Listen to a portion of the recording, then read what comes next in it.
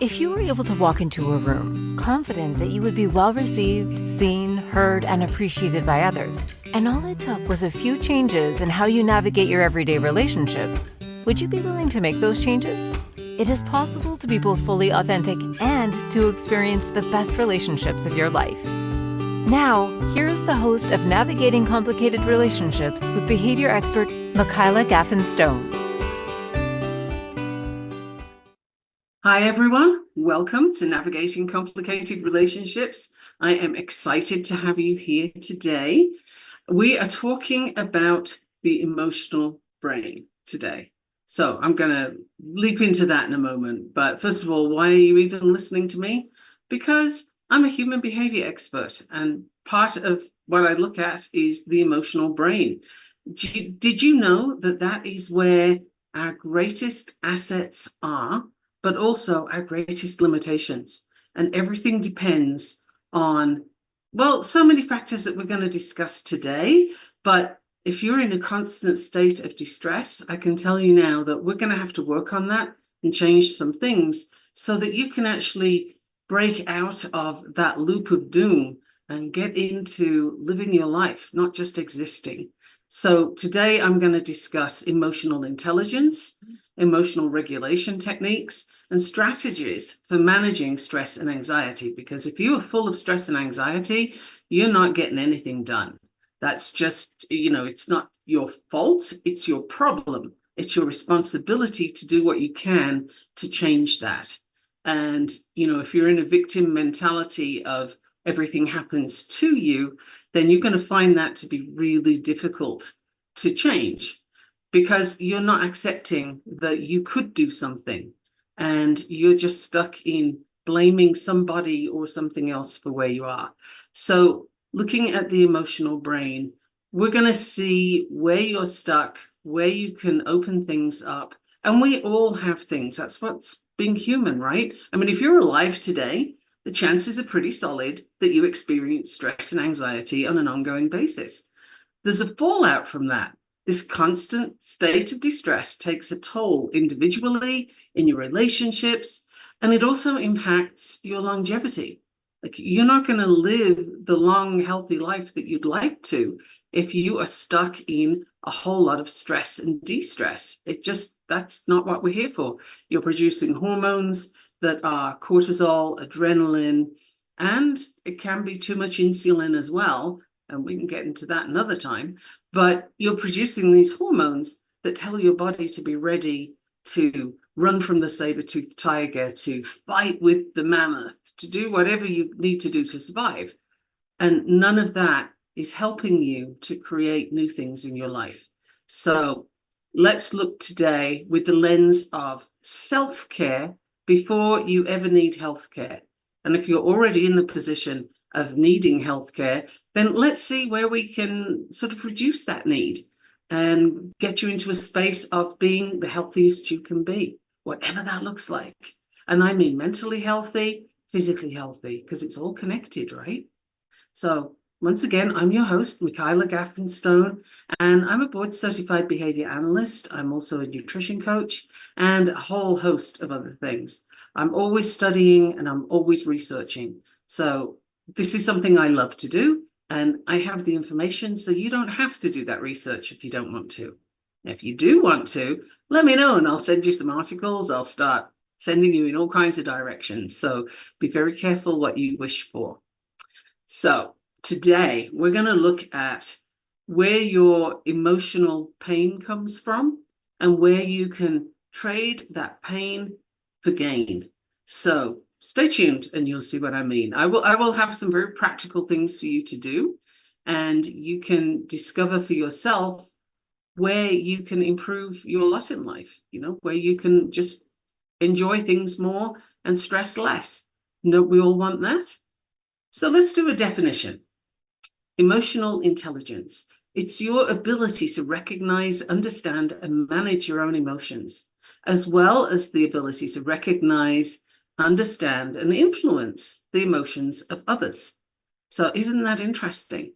It's not just about you, but it's also about how you can impact other people. I mean, We know, right? I'm going to make an assumption here, but I think we know that if you tell someone, "Hey, I love the way your hair looks today," or "Boy, you're glowing, you look amazing," then that is going to light that person up. You're going to really improve their emotional outlook. They're going to be feeling better about themselves, and it's such a simple thing to do.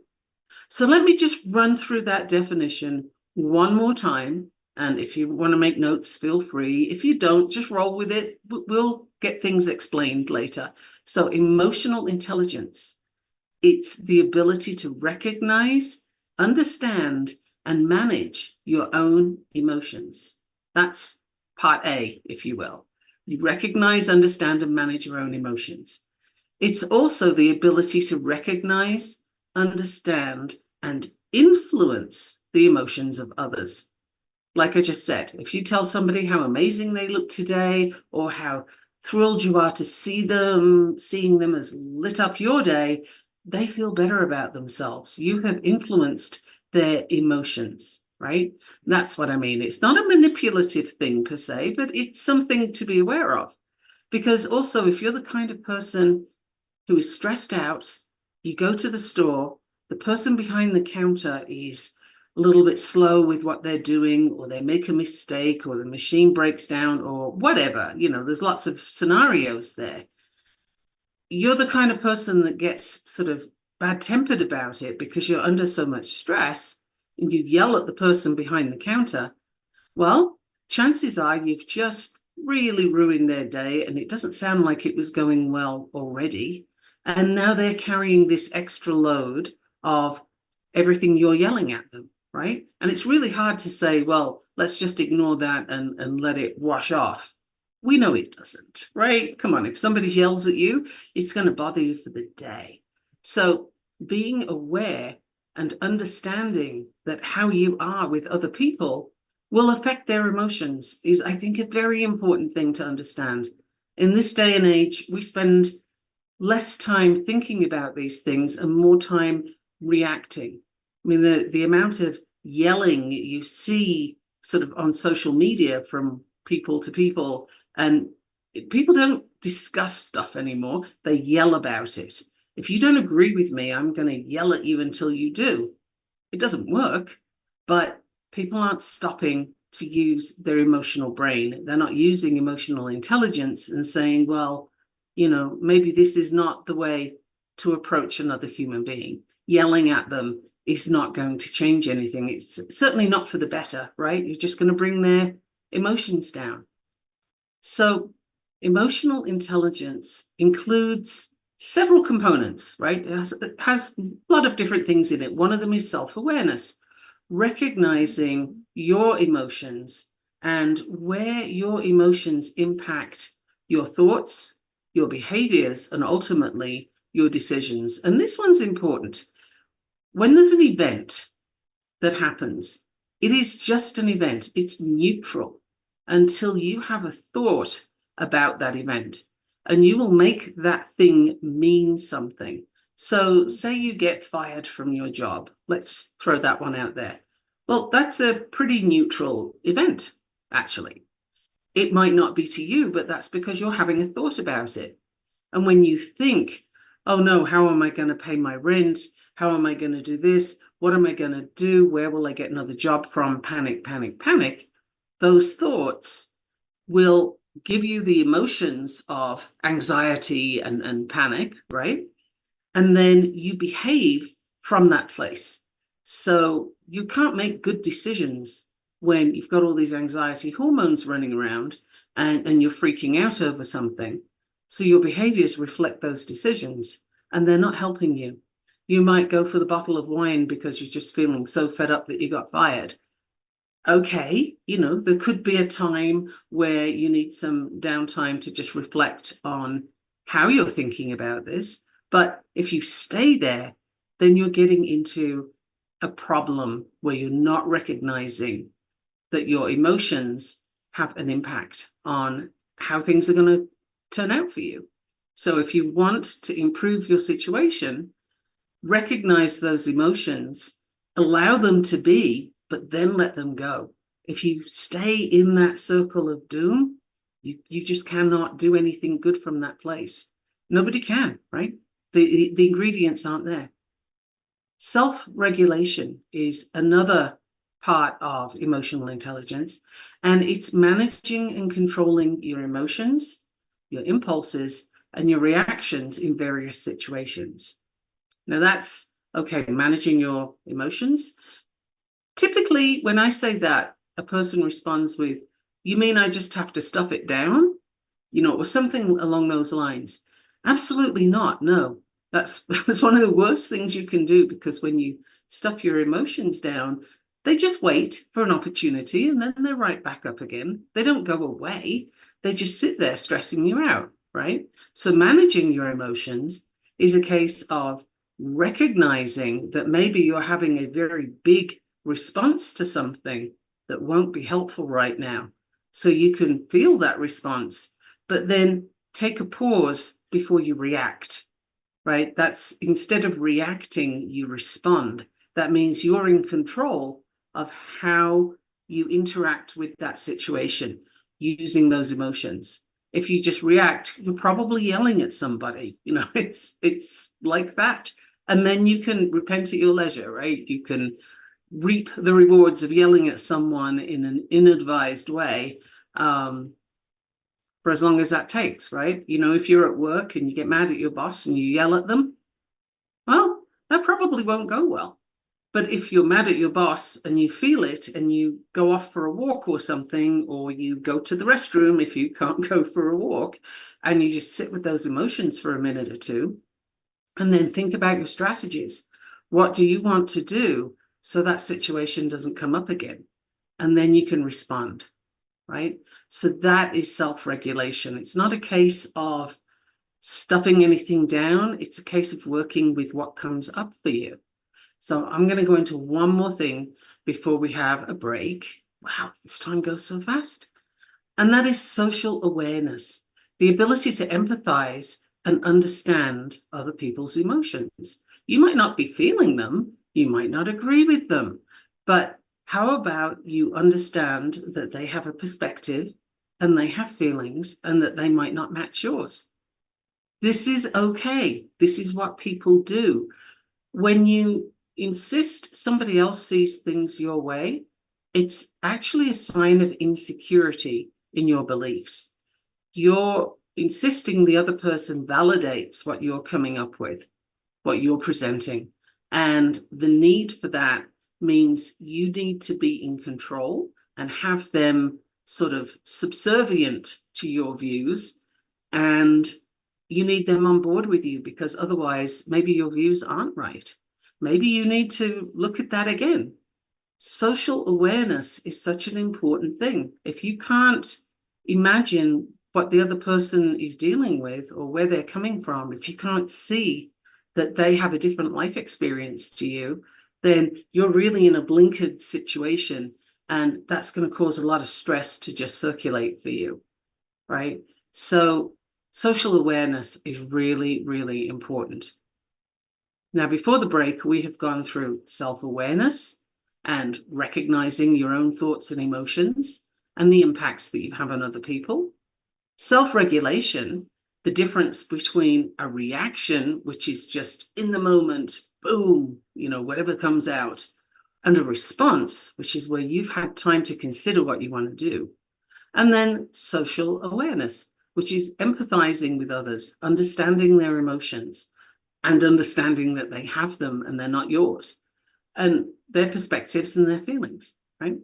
That is a lot, and yet we have so much more to cover. So I would love for you to hang around, don't go away, make some notes if you need to, or just listen to the podcast again. That would be cool.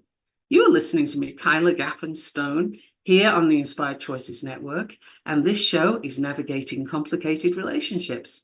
We're going off on a break. Don't go away. What if your relationships could be a source of delight instead of a source of struggle? In a world where human interactions are anything but straightforward, tuning in to Navigating Complicated Relationships with behavior expert Michaela Gaffen Stone will offer you insights, tools, and a whole new level of understanding for you to use right now.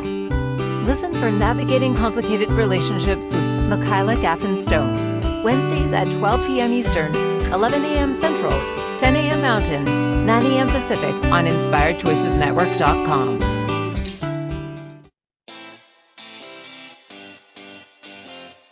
Are you a subject matter expert? Are you here to share your expertise with an audience waiting to hear from you in only the way you can deliver?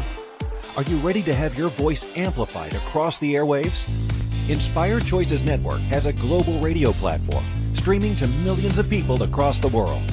Professionally produced and supported by an accomplished team every step of the way, you can broadcast from anywhere in the world, knowing your voice matters, and we ensure it is delivered with ease and efficiency. Eager to hear your message, the world awaits. Contact us today to become an Inspired Choices Network radio host. Email become a host at inspiredchoicesnetwork.com. This is Navigating Complicated Relationships with Michaela Gaffen Stone. To participate in the program, join the live studio audience in our chat room at inspiredchoicesnetwork.com. You can also send an email to mickey@gaffenstone.com. Now back to the program. Hey, welcome back, everyone. Before the break, we covered social awareness, self-regulation, and self-awareness when it comes to emotional intelligence. And this is all to do with the emotional brain and how you can work with it to improve your life, to improve your daily interactions. For example, relationship management. Building and maintaining healthy relationships is key. We're social animals. That's what people are. And in order to do this, you need to communicate effectively, resolve conflicts. Don't just walk away. Don't just go silent or get mad until the other person apologizes, even if they didn't do anything. All of those things are very child-oriented coping mechanisms. I don't mean it's good for a child. I mean, you learned it as a child. And so we need to unlearn that and find ways to stand your ground and resolve a conflict. This is usually with curiosity. If you're curious about the other person's perspective, and maybe you're making some assumptions here, be curious about that. Is that something that you can ask the other person for clarity? Communicating effectively is going to help those relationships. And you need good relationships in your life. That's a no-brainer, but I'm throwing it out there because that is part of your emotional brain, right? So when you have better relationships, you're also going to be improving those social skills that kind of come together. And that gives you the opportunity to build more satisfying relationships, whether that's at work, with your friends, at home, with your kids. It all interacts. It's all part of fostering a positive environment where you can thrive and the people around you thrive. Emotional intelligence is also linked to having lower levels of stress, anxiety, depression, and building resilience and coping skills. That makes sense, does it not? I mean, you can see how if you're responding rather than reacting, you're taking time to understand the other person's perspective, then you're out of your own head and into a space of curiosity about the people around you. You can't be sort of deeply stressed and anxious about things if you're curious, not if you're really, really curious, because that takes precedence. Learning something will take precedence. So being curious, if you learn one thing today, if you try one thing today, please make that be curiosity about the people around you. Take some time to self-reflect. This isn't indulgent. It's not, all about me and nobody else kind of thing. That's not what I mean. It's more understand where you're coming from so that you know what your triggers are. When you feel your emotions rising, be curious about that. What's that linked to? Chances are it's not the current event. It might be a pattern of behavior. Whenever this happens, these emotions trigger. If that's the case for you, then it depends on what's happening, but you might want a coach or you might want a therapist. What I would suggest is that you do the work to figure that out. Know where your triggers are, know what the emotions are that come up for you, and the patterns of behavior that don't serve you. Because we have the conscious brain, which is what you're listening to me with right now. You're sort of making sense of what I say, hopefully, and hopefully that does make sense. And you have the subconscious brain. The subconscious brain is your autopilot. It's the thing that helps you to drive from A to B without thinking about every turn you take. It's the thing that gives you your habits. That's where your habits live. These are automatic behaviors. So when you have automatic behaviors, patterns of them that are problematic for you, they're not helping you move forward, they keep you stuck, or worse, take you backwards, then this is something that you can become conscious of and make a decision to change. And that's one of the things I'd like to offer you today, is a way to change your habits, the ones that you aren't enjoying for something that you are enjoying. The first part of changing a habit is to decide, what are you doing that doesn't work and what do you want to replace it with? That might sound like a no-brainer, but really the thing that replaces the habit that's not working for you needs to make sense. So if your idea is, I eat too many pastries, therefore I'm going to drink more water, that's kind of sort of related, but not really. It's not going to connect, and you're not going to get an automatic behavior from that. You're not going to develop a new habit. It just doesn't make enough sense. But if you're wanting to drink more water and you're already a coffee drinker, for example, no problem. You can put your bottle, your pitcher, whatever it is you have that you drink water from, next to your coffee pot to remind you, so that the new habit of drinking more water can piggyback off an existing habit, which is drinking coffee, right? I'm not telling you to take anything away, but over time, as you're drinking more water, you get used to that habit. You can now decide, does coffee give you palpitations? Does it keep you awake at night? Is it causing you to feel more stressed and anxious? Because it is a stimulant, right? So if that's happening for you, then you might want to start replacing the coffee with the water that you've already added in. See how that works? So you start with building a new habit on an existing one, and then decide, do you want to take the existing one away? There's a lot of ways to do this, and you can pepper these things throughout your day. It doesn't have to be one habit at a time if they make sense and if they're linked to something that's already anchored, that you already do in your subconscious. So that's a lot of information about habits, and I hope that wasn't too much. But essentially, habits can be replaced with more functional things. It's up to you to decide, what do you want to do? What do you want to stop doing? What do you want to add to what you do? All of these things will help. If you do them in a way that serves you, it will help your emotional intelligence. It will help your emotional brain to be in a better space to make decisions from. And I mentioned right at the beginning of this episode that if you're in a state of distress, upset, you've got all these hormones running around that are causing you to be ready to fight or flight, then you cannot make good decisions, right? Another part of your decision making is going to be looking for feedback, and looking for feedback from people whose opinion you value, right? If you don't see them doing what you want to do, if they're not ahead of you in some way, or at least by the side of you, then I would say you need to question, is this person going to help me build some strength and some growth in areas where I want help? Can they do that for you? Chances are, if they're behind you in this, no. But you might be that person for them. That's a different decision, right? And that's something that you can think about. Don't just jump into it, though. Think about, do you want to be this person's model for strength and growth? Who are you finding to get their insight into what you're doing? Talking to someone who's ahead of you in that field can give you some helpful tips. They can see things because they've already done the work. and that can really help you to move forward. So that's a strategy I'd like to offer right now, is looking for feedback from people whose opinions you value. Someone who you admire where they are, what they're doing. You see the skill set in them. You see a certain quality that you would like to have. Okay, very cool. Go approach that person and start having a conversation with them. Spend some time with them, because the people you spend your time with, you keep company with, they are going to affect how you show up.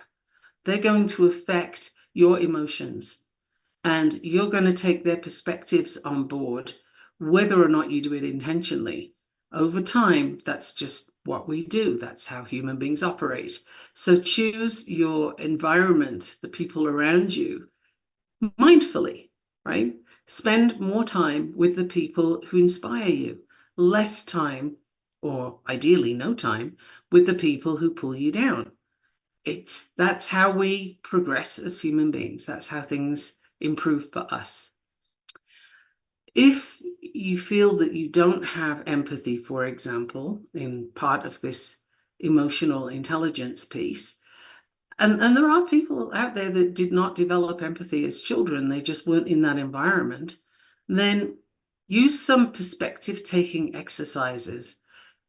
Spend some time intentionally, actively listening to others. Now, what does that mean? It means you hear what they say, yes, but you're also listening for the context, the subtext. What are they saying as well? Not just the words, but how they're delivering that to you. What is the overall message? If you are listening just to reply, yeah, hurry up. Now, my turn, I want to say something. Then you did not hear that person. You cannot actively listen and be planning your reply at the same time. So it means slowing down communication, but it's worth working on that so that you actually get the benefit of talking to the other person and hearing them. You might find something that is a key to making things better for them, for you, for both of you. An example would be a client I was listening to the other day, and she was talking about chocolate. And, we're doing a food program together, a food freedom program. And she mentioned that chocolate's very important to her. So we had a conversation, and I just wanted her to talk. Tell me about chocolate. Where did it come into your life? Why is it so important? And what was really interesting to me was a certain word popped out. She said the word deprivation. Now that was interesting. So I explored that with her some more, and we uncovered a whole childhood story about chocolate and how she couldn't have any. And now as an adult, chocolate is the sign to her that she's no longer deprived. It's the sign to her that she's doing well. And that is an emotional connection with food, and it has nothing to do with the conscious brain until you make it conscious. And then once you know, oh, this is a thing, this is going on, now you can decide how to change that if you want to change that. But if I wasn't listening, if I wasn't actively listening to what she said, that word could have just sailed off into the distance, and we'd still be talking about, well, can you eat better quality chocolate? The thing is, the quality wasn't the point. The control that chocolate had over my client was the point. And now that she can see where the issue comes in, she can choose. Do you want to have that chocolate or not? It's such a difference. When chocolate chooses you, you have no control. And that's emotional eating. When you're making a conscious choice, knowing what it represents and choosing not to let it do that to you, then you've made a big breakthrough. You see how the difference actually was emotional, in the emotional eating was active listening. That was the whole start to that journey. Isn't that wild? And we are here at another break. I have lots more for you after the break. I think I'm going to have to talk to Christine about making these double sessions or something. I could keep talking. Could you keep listening? You're listening to Navigating Complicated Relationships, and I will see you in just a moment. Don't go away. What if your relationships could be a source of delight instead of a source of struggle? In a world where human interactions are anything but straightforward, tuning in to Navigating Complicated Relationships with behavior expert Michaela Gaffen Stone will offer you insights, tools, and a whole new level of understanding for you to use right now. Listen for Navigating Complicated Relationships with Michaela Gaffen Stone, Wednesdays at 12 p.m. Eastern, 11 a.m. Central, 10 a.m. Mountain, 9 a.m. Pacific on InspiredChoicesNetwork.com.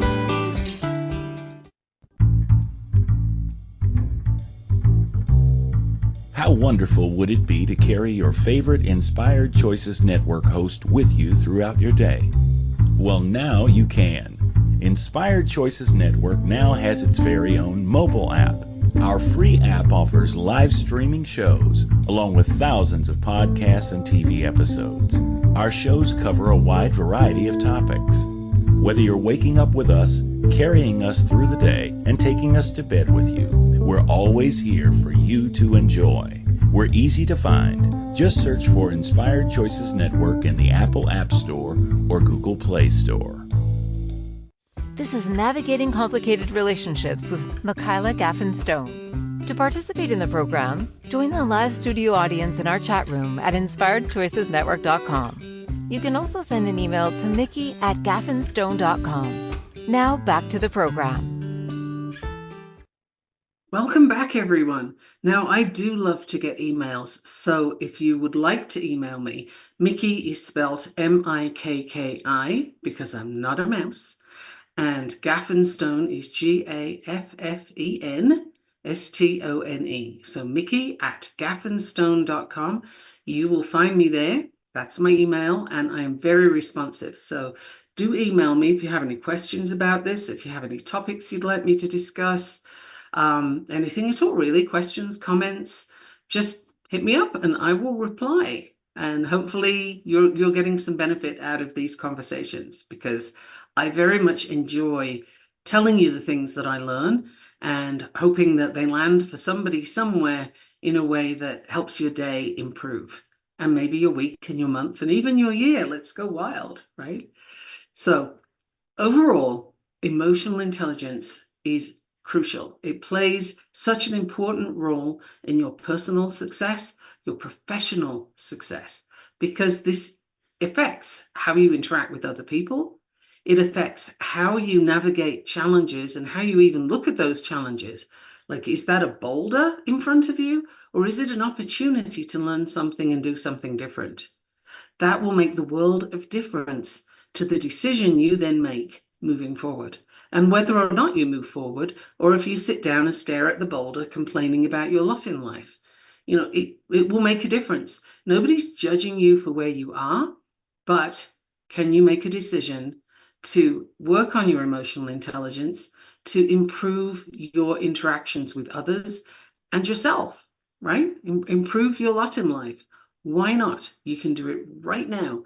And by the way, happiness, which is a subject that people like to link to emotional intelligence, happiness is actually a state. It's not a goal. It's not a thing that you build. It's something that you choose. And it takes practice if you're not in the habit. But happiness is a state of emotion. It's a choice that you can work on. So when you're looking at your boulder, can you see where the benefits to having that boulder are? Does it give you an opportunity to rest, review, take a different path? Hey, that was really a blessing. Now I'm going this way instead. Like, instead of just getting stuck, how can you look at that differently and take yourself to a place of happiness, a state of happiness? It's a choice. So that's something I want to throw in there so that you don't spend time pursuing happiness. It's not actually something to be pursued, it's something to choose. Isn't that important? I think so.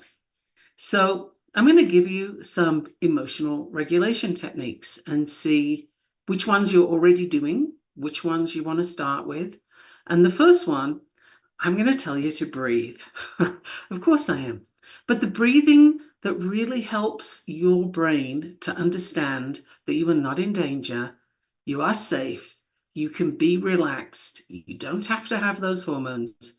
That kind of breathing is a deep breathing. For example, box breathing, which is where you breathe in for a slow count of 5, hold it for 5, release for 5, and then depending on where you are with your box breathing, you can either pause for 5 before you breathe again, or just pause for a few seconds before you breathe again. And the more you practice this, 5, 5, 5, ideally 5 times, right? Easy to remember, lots of 5s.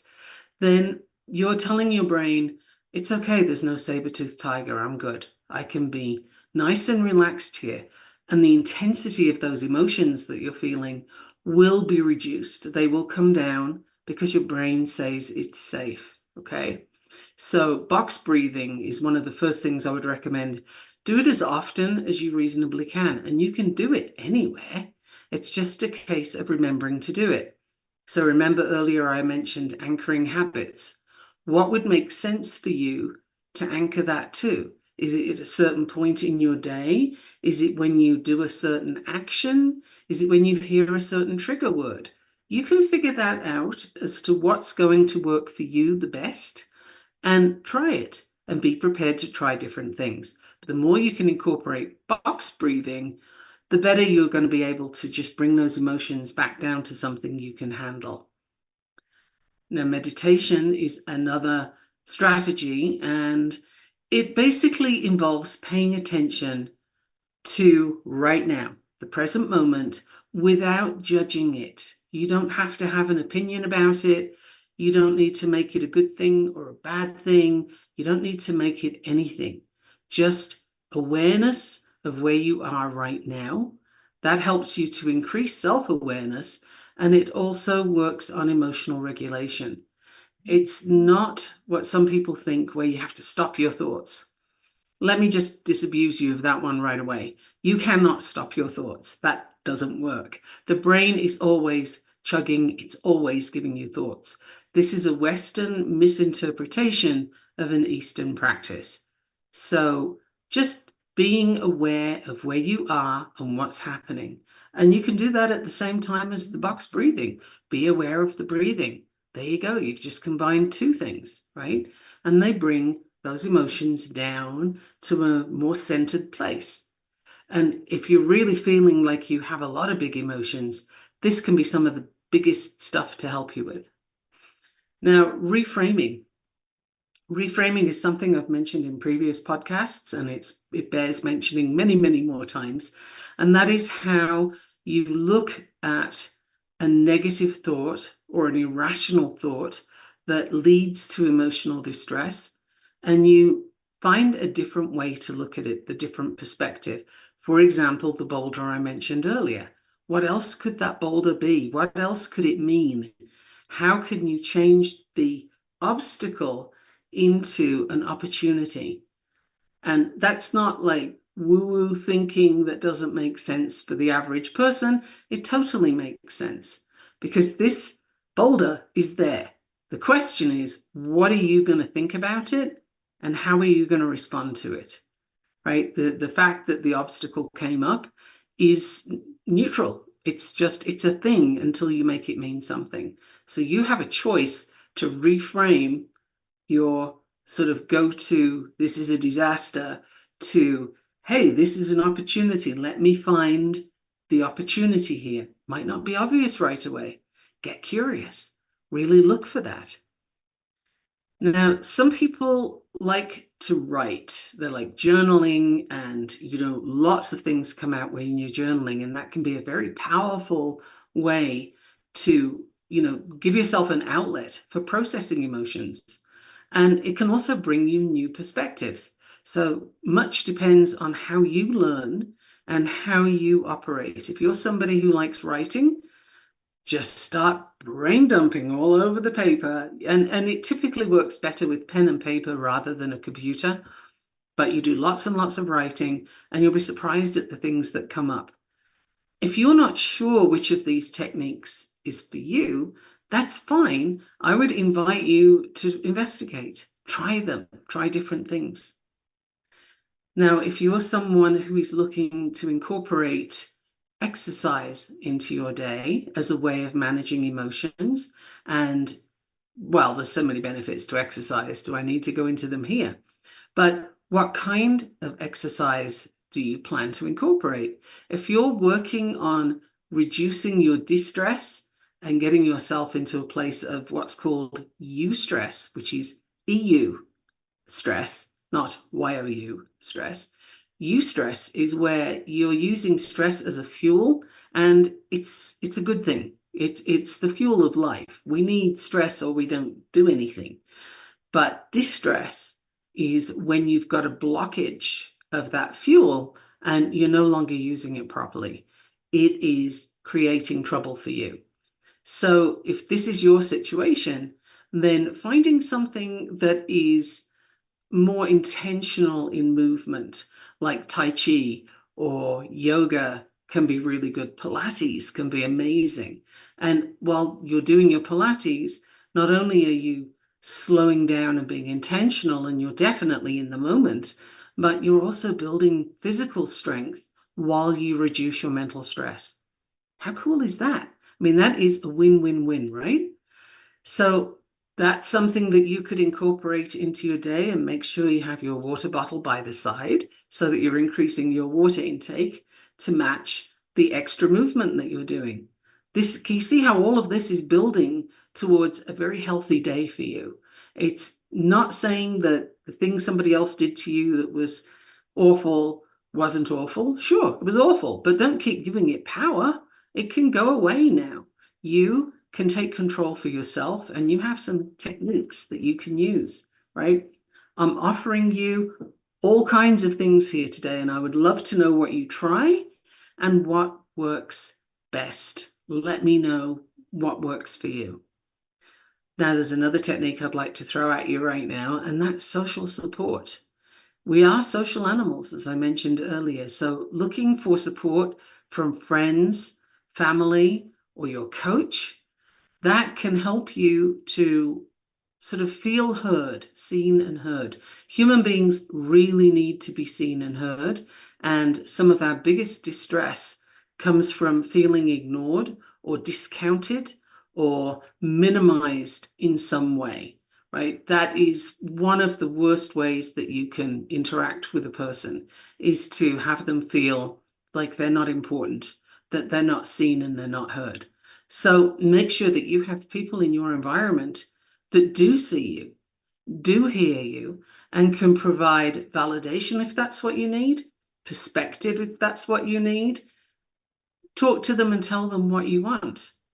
One of my sons has a great way of addressing this with his close friends, which is, when something's bothering you, tell me, do you want to vent? Do you want validation? Do you want a solution? What do you want from me? And I will work on that. And I think that's the most brilliant thing I've heard when it comes to establishing how a relationship's going to work. Because sometimes a person's venting and you ride over the top of them with a solution. Way to make that person feel unheard, right? And minimized. It's not intentional, but it's what happens. So taking a pause and just, ask that person what they need, but also tell people around you what you need. That can really help you to, again, get your emotions into a space where you can look at them with more clarity and less distress, right? And then you can make better decisions. So those are a lot of strategies that I've been giving you there. Let's just have a quick look before we go to yet another break. But you have mindfulness, you have, awareness of the current moment. That's what that means. Then you've got deep breathing, box breathing, 5 in, hold for 5, out for 5, pause for 5, breathe again, do it 5 times. You've got reframing, looking at the negative thing and making it mean something else. You have that choice. You can write in your journal, or you can do mindful movements such as yoga or Pilates. You can do all of these things. I would love for you to try them and let me know how that works for you and why. What difference do you see in your life? Let me know. I will see you after the break. I'm Michaela Gaffen Stone, and I'm here with Navigating Complicated Relationships, and you are listening to me. Yay! Don't go away. What if your relationships could be a source of delight instead of a source of struggle? In a world where human interactions are anything but straightforward, tuning in to Navigating Complicated Relationships with behavior expert Michaela Gaffen Stone will offer you insights, tools, and a whole new level of understanding for you to use right now. Listen for Navigating Complicated Relationships with Michaela Gaffen Stone, Wednesdays at 12 p.m. Eastern, 11 a.m. Central, 10 a.m. Mountain, 9 a.m. Pacific on InspiredChoicesNetwork.com. This is Navigating Complicated Relationships with Michaela Gaffen Stone. To participate in the program, join the live studio audience in our chat room at InspiredChoicesNetwork.com. You can also send an email to mickey@gaffenstone.com. Now back to the program. Welcome back. Excuse me. Welcome back, everyone. You're listening to Navigating Complicated Relationships, and I'm your host, Michaela Gaffen Stone. You can email me, absolutely, mickey@gaffenstone.com, MIKKI. You can also find me on Facebook very easily. I'm there quite a lot. You can find me on LinkedIn and to some degree on Instagram. So contact me in any of those places, whatever works for you, and I will respond. Let me know how this is working for you. Let me know what other topics would be interesting for you. And if you want coaching with any of this, then let's have a conversation about that and see what it would look like for you. Because I'm not talking about things that I can't back up. I'm not talking about things that I can't help you with. That would be kind of pointless, right? So let's get into the rest of what I have for you today with what little time we have. But another thing that you might find helps you to reduce your stress is, I'm going to say time management, but I don't mean that you're going to, block your calendar with everything. I don't really mean that. Time management is more, how many things do you have on your to-do list that don't really need to be there? Are they crucial? Will the world stop revolving if you take them off? Can you give them to someone else? Does it have to be today? Could it be next week, next month? Time management is prioritizing your tasks. You could break them down into smaller steps if that works for you, or you can just shove a few things off to the side and say, I'm going to focus on this one thing. Then when it's done, I'm going to do these two other things. That could be one way of working it in. Another thing to do is, if you are somebody who likes to use a calendar a lot, most of us do, then put your breaks on the calendar first. Give yourself some time to go do that Pilates or that yoga. Give yourself some time to go get another drink of water, and hey, go hog wild and go to the bathroom as well. Because how many of us set our calendars with back-to-back appointments and then you're stuck thinking, uh-oh, I didn't give myself any time at all and I'm having to jump from meeting to meeting, or whatever it is that's on your calendar. That's not the ideal way to reduce your stress, right?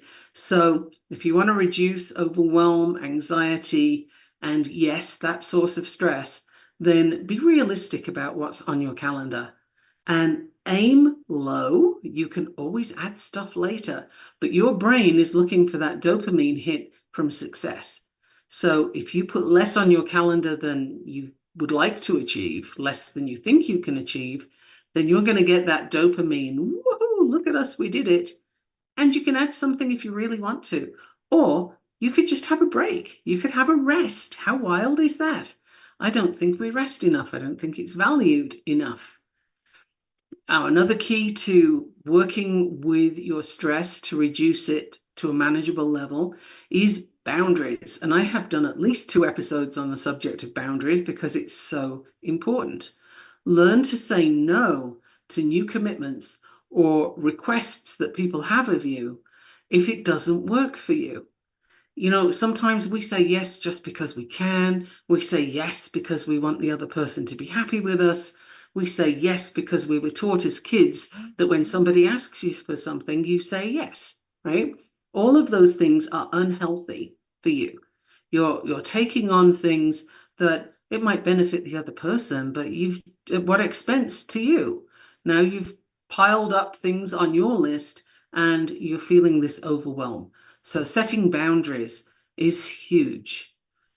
Take the time to practice the relaxation techniques that we mentioned earlier. The things like mindfulness in the moment or visualization. Where do you envisage yourself in a year's time? And then in 9 months, 6 months, bring it back, but make sure that your vision for a year's time is amazing. It gives your brain all kinds of beautiful pictures to look at and all kinds of good feelings to go with it. Or you could listen to an app that gives you guided imagery. There's so many possibilities here. Then the key thing that I'm saving right till the end, but it's a big deal, is the food you eat will make a massive difference to your health. If you're eating ultra-processed food products, and processed food products, and basically the more chemical it is and the less recognizable it is as something that occurs in nature, the more processed it likely is, then your body does not know what to do with this. It stresses your body to have this stuff coming into it. And so it has to store what is basically toxins somewhere in your body, usually in fat or in your liver.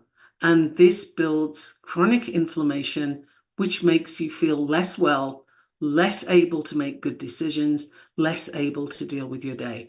And sometimes we don't realize how lousy we feel until we stop feeling lousy.